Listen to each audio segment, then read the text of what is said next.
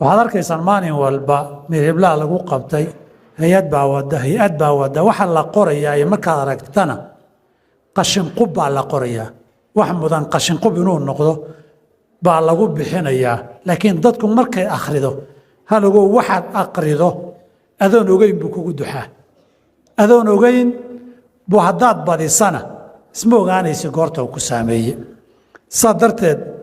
wuxuu buuggani dhiiri gelinayaa dhalinteennu inay wax wanaagsan qoraan wiilal iyo gabdhaba inay ka difaac tagaan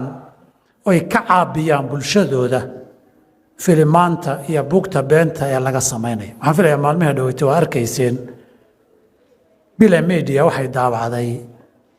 ee filimka ardayga la yidhaahdo shabakadan qaabka daran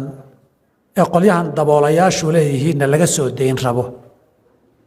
waa taqaanaan qolyaha khaniisiintu shabakadda ay leeyihiin baa laga soo dayn rabaa ee filimaanta xunxun soo daysa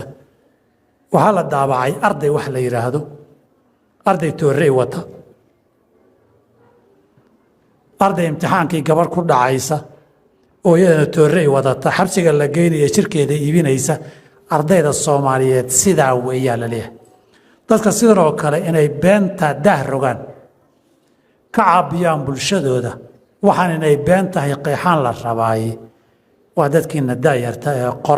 qoraalka saasa iyo daayartaana qoraalkani waa dhiiri gelinaya